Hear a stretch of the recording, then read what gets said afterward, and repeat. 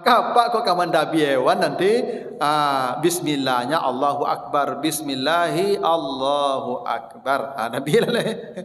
Kadang ada orang Pak bismillahirrahmanirrahim jadi nabi Pak. Punya pengasih penyayang, tapi orang berdabi aja. Ketika menyembelih itu tadi Nabi baca bismillahu akbar, tapi di kali lain Nabi ketika menyembelih itu membaca bismillah dengan nama Allah, Allahumma taqabbal min Muhammad, ya Allah terimalah korban Muhammad, wa ali Muhammad dan keluarga Muhammad, wa ummati Muhammad dan umat Muhammad. Satu domba. Nabi berkorban satu domba untuk keluarganya. Makanya ketika menyembelih satu domba tadi, Nabi berkata, ya Allah terimalah korban Muhammad dan keluarganya dan umatnya yang tidak berkorban. Bapak ibu yang miskin, tidak usah bersedih, tidak pernah ikut korban. Kenapa? Nabi sudah mengkorbankan kita dulu. Kata Nabi, terimalah korban Muhammad dan keluarganya dan umatnya yang tidak mampu berkorban. Sudah Nabi korbankan kita ternyata Pak. Yang seperti godokan yang lain. Dan ibu simpan di kulkas sampai sebulan, Pak. Begitu Pak. Kan korban memikirkan orang, tidak memikirkan kita. Ya.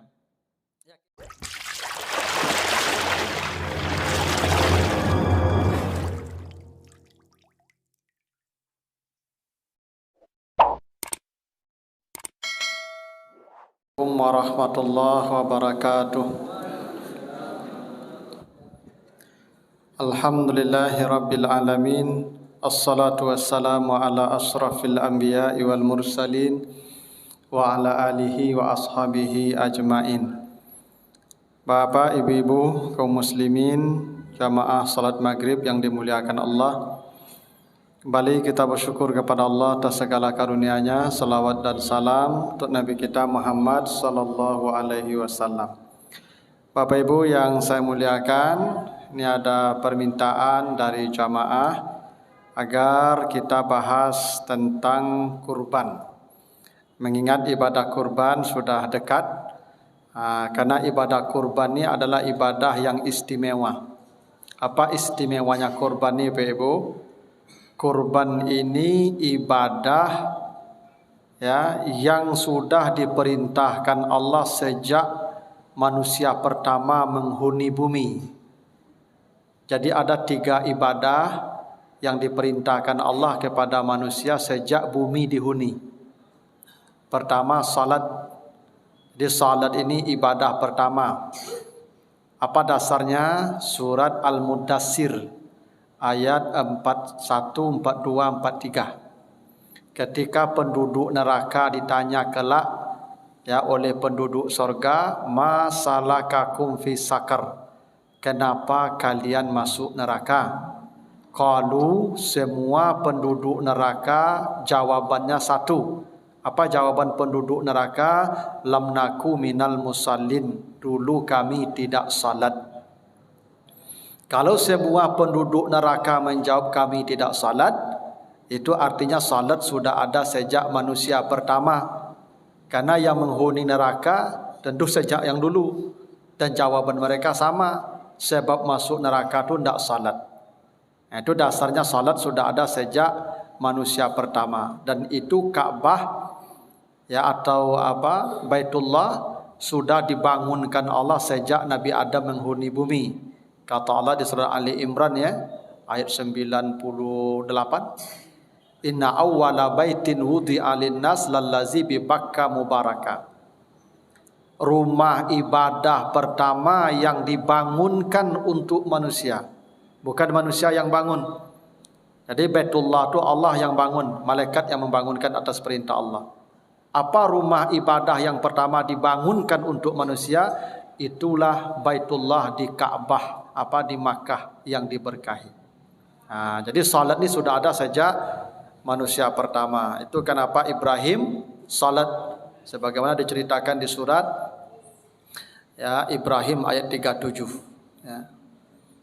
Yang kedua, ibadah yang pertama kali diperintahkan Allah itu adalah puasa.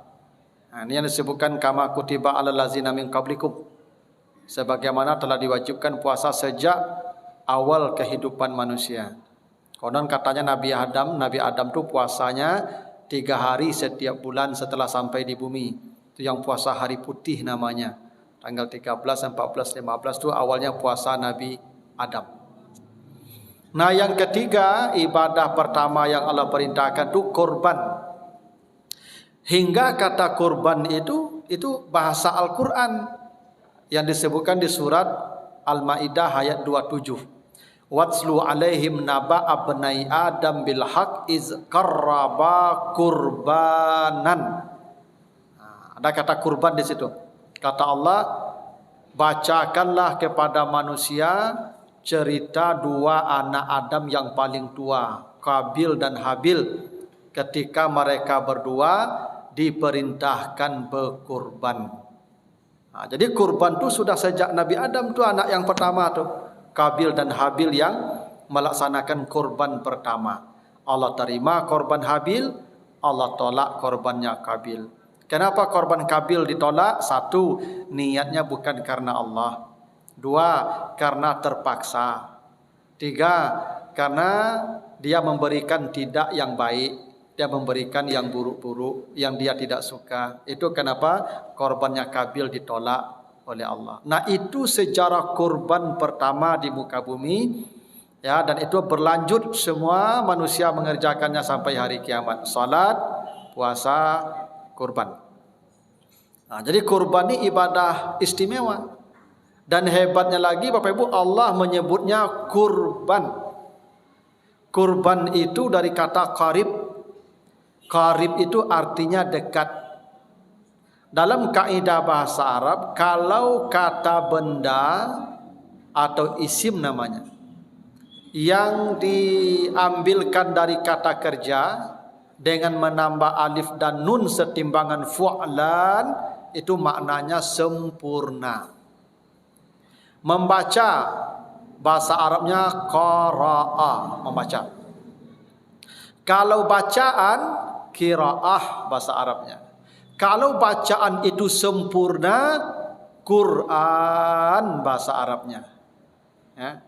Itu kenapa Quran disebut Quran, karena dia bacaan yang sempurna. Ada kata faraka. Faraka itu artinya berbeda. Kalau bedanya sempurna, bahasa Arabnya furqan. Ya, timbangnya begitu. Tawaf itu berputar. Kalau sempurna kencang putarannya, bahasa Arabnya tufan. Makanya topan itu putarnya kencang. Jadi kurban, kenapa disebut kurban? Karena kurban itu artinya kedekatan yang sempurna. Bapak Ibu kalau ingin mencapai kesempurnaan dekat dengan Allah, ibadahnya kurban. Itu kenapa dia disebut kurban. Kalau salat wajib, kalau puasa wajib. Kalau kurban tidak wajib, dia sunat. Walaupun hukumnya mendekati wajib bagi yang mampu. Ya. Kalau ada orang mampu melakukan sesuatu yang tidak diwajibkan, itu bukti dia sempurna dekat dengan Allah. Kalau orang mampu melakukan sesuatu karena diwajibkan, takut dosa, takut azab, takut masuk neraka, semua orang kerjakan, ya benarlah. Tapi kalau tidak wajib, pilihan sifatnya, itulah yang dekat sempurna dengan Allah. Coba Bapak Ibu hitung, mana yang banyak orang salat daripada orang berkorban? Mana yang lebih banyak orang puasa daripada orang berkorban? Coba. Korban 10 kelompok di stadionnya Pak, kota kah? Ya Pak. Kalau puasa Ramadan banyak. Kalau salat banyak. Kalau ada yang begini, itu dia sudah sempurna dekat dengan Allah. Ini sudah pilihan orangnya ini. Maka 10 kelompok dibuatnya. Walaupun tak tahu bisa jadi nabi itu. Tapi di awak pada kelompok biasa sih Pak, setiap tahun standarnya Pak pengurus. 7 aja 8 kan. Padahal masa haji awak kok kalau salat hari raya Pak, bara banyaknya Pak. Ada 500 Pak. Kalau 500 orang atau ada 200 orang saja, 200 dibagi 7. Pada kelompok tu Pak. Banyak kelompok kan? Itu kenapa korban disebut korban. Ini orang pilihan. Salat, satu orang mampu. Puasa, banyak orang mampu. Korban, tak banyak orang mampu. Kerana pilihan sifatnya. Ya, jadi korban kau kalau mahasiswa, ini mata kuliah pilihan. Salat, puasa, mata kuliah wajib. Kira-kira begitu. Kalau mata kuliah wajib, semua wajib ngambil. Tak ada pilihan. Yang mata kuliah pilihan, hanya orang-orang cinta ilmu saja yang ambil itu. Itu sifatnya Pak. Maka korban ini ibadah yang mengantarkan manusia pada kesempurnaan dekat dengan Allah. Karena itu disebut kurban dari kata qarib tadi. Qarib artinya dekat. Kalau kurban dekat yang sempurna. Itu Pak ya? Itu istimewanya korban. Dan itu dia diambil dari bahasa Indonesia korban. Bahasa Indonesia itu Pak. Pengorbanan. Jadi bahasa Indonesia itu Pak. Apa itu korban atau pengorbanan? Korban atau pengorbanan adalah orang yang memikirkan bahagia orang dan tidak lagi memikirkan kesenangan dirinya. Itu yang korban namanya Pak. Ya. Itulah paling tinggi level manusia itu Pak. Gitu. Jadi itu kenapa korban disebut korban. Karena dengan korban itu manusia sudah sampai ke level rohani paling tinggi sehingga kebahagiaan dia tidak lagi nomor satu. Yang nomor satu kebahagiaan orang. Inilah ibu dulu ketika melahirkan anak, jam 1 anak menyusu, minta menyusu. Mato tak tanggung bariknya. Ya anak menangi. Apa yang ibu lakukan malam tu? Duduk, ambil anak, gendong, susukan sampai terakuk-rakuk, kadang sampai pagi. Ya ndak ibu? Kesal ndak ibu ke anak hari itu? Ndak. Kenapa ibu ndak kesal? Ibu berkorban malam itu namanya. Karena korban itu sifatnya membahagiakan orang, tidak membahagiakan diri sendiri. Itu orang korban Pak. Kalau sampai begitu, itu yang korban tu Pak. Maka kalau ada peserta korban mengamuk-ngamuk ke panitia, mbak kok seketik peserta dapat daging kau ya? Itu korban kabil tu Pak. Itu yang ditolak korbannya tu Pak. Kalau ada peserta korban mengamuk ke panitia korban, dia seketik dapat daging, itu kabil tu. Yang korbannya ditolak. Egonya masih tinggi. Kesenangannya masih ke depan. Orang yang lah benar korbannya kok dapat sadu punyunya tu agen kurang. Ambo pada nak makan daging kurang. Kau ada je orang lu dapat lah ya, bagi punya ambo agian. Itulah korbannya yang diterima. Karena korban itu sudah mencapai level yang sempurna dekat dengan Allah dan dengan manusia. Dia tidak lagi memikirkan bahagia dirinya. Kau dulu peserta korban sebulan menyimpan daging di kulkas pakai. Ya Pak, sampai sebulan daging korban kau simpan di kulkas.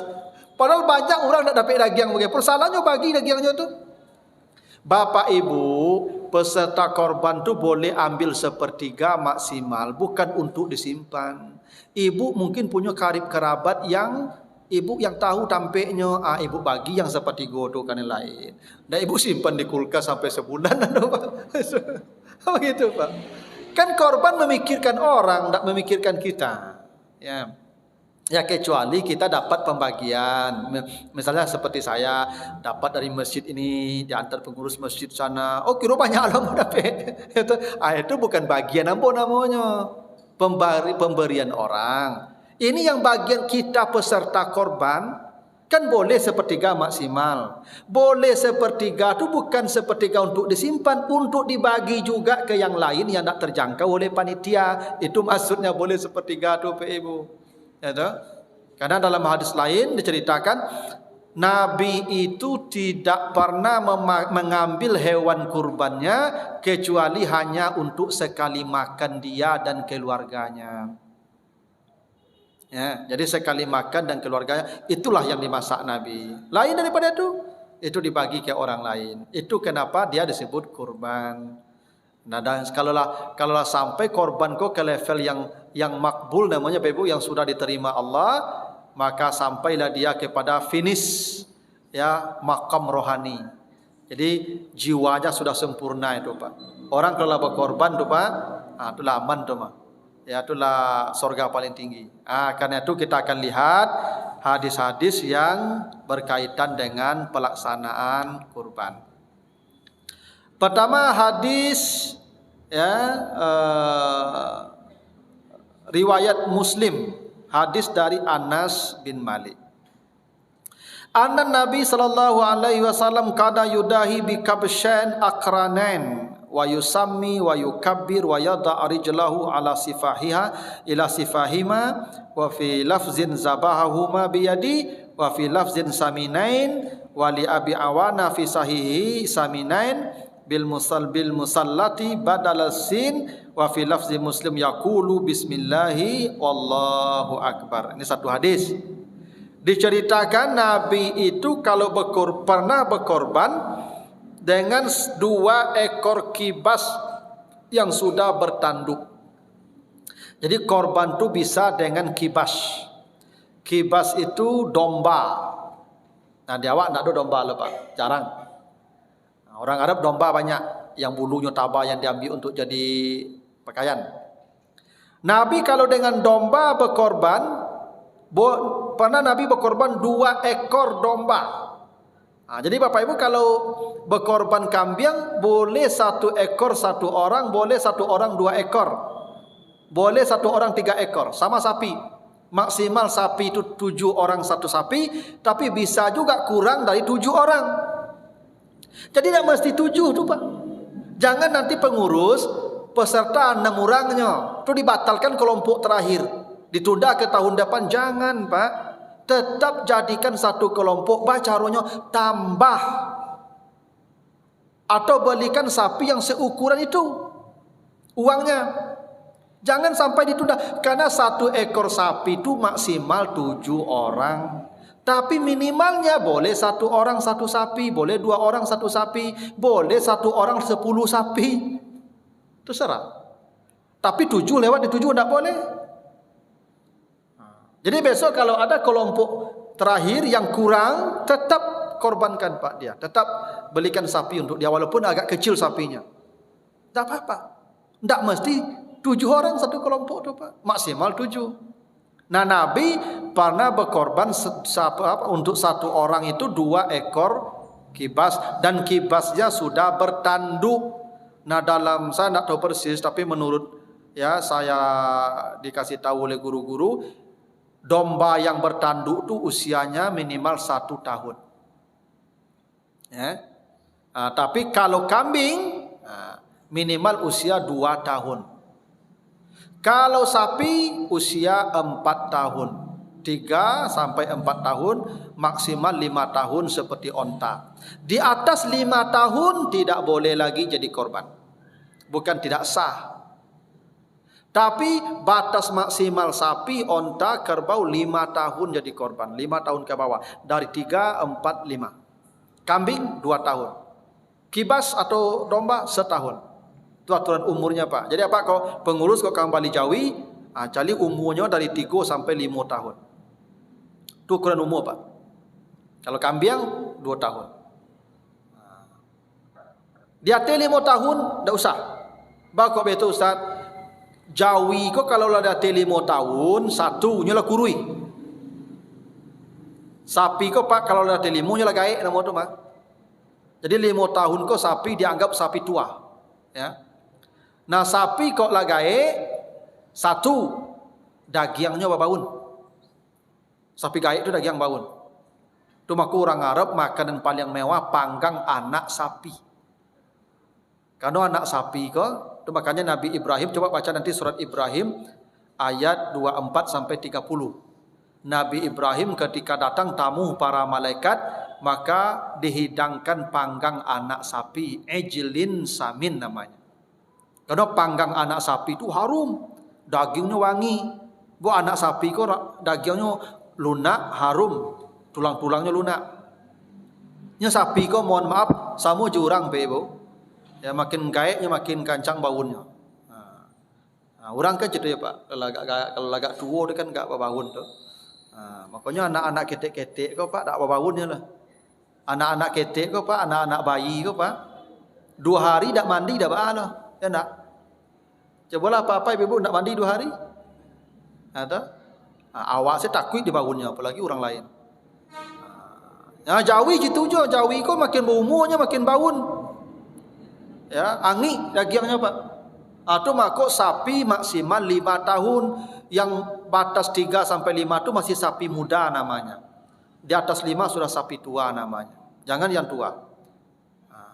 Yang kedua, kalau tua organ-organ lah banyak yang rusak, tenaganya ndak ada leh. Sebab begini Pak Ibu, korban kita ini kata Nabi akan jadi kendaraan kita lewat sirat. Azimu dahayakum fa innaha ala sirati matayakum. Itu hadisnya begitu bunyinya. Besarkan korbanmu karena dia kendaraanmu menuju sirat. Jadi kalau tua kendaraan Pak Ibu, macetnya beko, mogok. Nama kendaraan tua kan acok mogok. Asok banyak, jalan lambe, awak kata gagih. Ada. Maka perlu kendaraan tu yang muda usianya. Jangan kendaraan tahun 80-an dipakai Pak. Mati tagak beko. Kendaraan yang terbaru. Itu begitu analoginya. Kalau kendaraan kita, maka cari yang mesinnya kuat. Maka dia enggak kadang, ya Pak. Ya kan, dan muda, bola lari kancang, ya kan, tenaga mesin masih amu. Tu rahasianya tu Pak. Maka dalam korban umurnya menjadi apa? Menjadi penting. Ya, jadi Pak pengurus ini penting kok Pak. Bertanya umur Jawi kok. Ya tak? Tidak boleh lebih dari 5 tahun kalau sapi. Bukan tidak sah, kalau sah-sah saja. Cuman kurang afdal kalau sudah tua. Lalu Nabi menyebut nama Allah saat menyembelih, bismillah. Lalu Nabi bertakbir saat menyembelih, Allahu akbar, Allahu akbar. Lalu Nabi letakkan kakinya di atas leher hewan itu. Jadi kalau mendabi Pak, memang kaki diletakkan di liik supaya nadinya kau tidak bergeser-geser. Pijak nadinya itu juga kaki. Tak masalah tu Pak, tak menganiaya.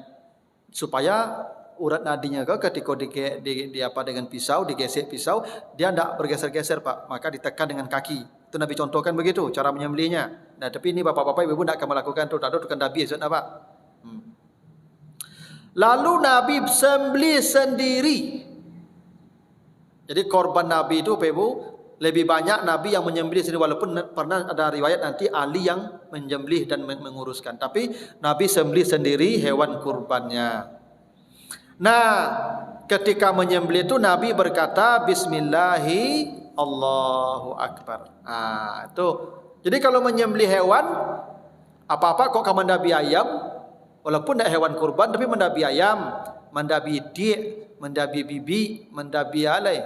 Kata pokoknya hewan-hewan yang akan dimakanlah yang berdarah, jangan bacanya bismillahirrahmanirrahim. Apa dabi ayam? Bismillahirrahmanirrahim. Ya, dengan nama Allah yang Maha Pengasih lagi Penyayang. Tu berdabi kawan pengasih penyayang. Nama itu tidak cocok pengasih penyayang itu. Tapi menyebut pengasih penyayang, tapi dia kawan dikarek. Di mana pengasih penyayang itu Pak? Tidak cocok makna pengasih penyayang tu lah tu. Maka Pak kok kaman dabi hewan nanti bismillahnya Allahu akbar, bismillahi Allahu akbar. Nabi lah. Kadang-kadang ada orang Pak bismillahirrahmanirrahim jadi nabi Pak. Punya pengasih penyayang, tapi orang berdabi aja. Gitu. Itu kenapa surat At-Taubah tidak pakai bismillah. Ya Pak. Semua surat pakai bismillah. At-Taubah tidak ada bismillahnya Pak. Baku bismillah tidak ada di At-Taubah, isinya parang. At-Taubah itu isinya parang Pak, pembunuhan. Maka tidak dituliskan bismillah di sana. Karena tidak cocok Ar-Rahman Ar-Rahim dengan isi surat itu. Isinya parang bercakap pembunuhan, itu baca bismillah. Tidak cocok. Itu salah satu alasannya kenapa surat At-Taubah tidak ada bismillahnya. Itu tuh Pak. Ya. Jadi apapun yang kali Nabi, jadi bismillahirrahmanirrahim Pak. Bismillahirrahmanirrahim, Allahu akbar gitu ya. Banyak orang baca bismillahirrahmanirrahim itu Pak, Nabi itu. Ya. Atau bismillah saja. Apa? Iya, ndak itu, ndak bismillah atau bismillahi Allahu akbar. Itu cara menyembelih itu Nabi contohkan begitu. Nah, jadi itu ya tentu tentang hadis pertama. Jadi yang paling afdal memang peserta korban itu menyembelih hewannya sendiri. Itu kalau Bapak Ibu punya kemampuan. Yang paling baik sembelih hewan kita sendiri. Itu yang paling baik. Kalau tidak bisa, minimal kita berdiri di dekat hewan kita. Ketika disembelih kita yang baca Bismillah ya Allahu Akbar. Lalu kita takbir Allahu Akbar, Allahu Akbar, Allahu Akbar. Itu. Jadi memang berdiri kita dekat hewan yang disembelih itu, Ibu. Itu yang lebih afdal. Kalau kita tidak bisa menyembelih langsung dengan tangan kita sendiri. Tuh. Tapi bapak-bapak yang punya kemampuan tukang sembelih sendiri. Lebih baik begitu. Itu cara menyembelihnya tadi begitu. Nah. Lalu hadis berikutnya, hadis dari Aisyah. Amara bi kabshin akran. Nabi memerintahkan untuk berkorban dengan satu ekor kibas yang bertanduk. Jadi boleh dua, boleh satu untuk satu orang. Satu minimal kalau begitu. Lalu setelah selesai salat, Nabi minta ya, fa'utiya bihi liyudahi bihi. Nabi memerintahkan bawa ke sini hewan kurban saya, kata Nabi. Lalu Nabi ya fa'akhazahu wa waddaja'ahu. Nabi ambil kambing kibas tadi, Nabi miringkan, Nabi rebahkan dia. Lalu zabahahu, Nabi sembelih itu. Nabi berkata Bismillahi Allahumma taqabbal min Muhammad wa ali Muhammad wa min ummati Muhammad. Ini hadis ya yang sahih ya. Hadis riwayat Muslim. Jadi ketika menyembelih itu tadi Nabi baca Bismillahu Akbar, tapi di kali lain Nabi ketika menyembelih itu membaca Bismillah dengan nama Allah, Allahumma taqabbal min Muhammad, ya Allah terimalah korban Muhammad, wa ali Muhammad dan keluarga Muhammad, wa ummati Muhammad dan umat Muhammad. Satu domba. Nabi berkorban satu domba untuk keluarganya. Makanya ketika menyembelih satu domba tadi, Nabi berkata, ya Allah terimalah korban Muhammad dan keluarganya dan umatnya yang tidak berkorban. Bapak ibu yang miskin, tidak usah bersedih, tidak pernah ikut korban. Kenapa? Nabi sudah mengkorbankan kita dulu. Kata Nabi, terimalah korban Muhammad dan keluarganya dan umatnya yang tidak mampu berkorban. Sudah Nabi korbankan kita ternyata Pak, Ibu. Ya. Itu kenapa Bapak Ibu, kalau ibu bapak peserta korban, ibu tidak usah ngotot. Pak, tahun patang kenapa peserta makin yang boleh lah. Tidak boleh, tidak perlu begitu ibu. Cukup nama bapak saja setiap tahun. Karena korbannya bapak satu keluarga. Saya berkorban satu orang, itu masuk istri saya, anak-anak saya yang menjadi tanggungan saya, ikut korban saya. Itu makanya itu disebutkan Pak. Nanti kalau nanti diumumkan ketika penyembelihan, sapi satu, kelompok satu, korbannya Bapak Zuharni, Ibu Zuharni dan keluarga. Pas Abu keluarganya Pak. Ya, Ibu Asnidar dan keluarga. Ibu Ratnizil dan Ratzinil dan keluarga. Pas Abu itu Pak keluarganya ketika menyembelih itu. Karena Nabi begitu.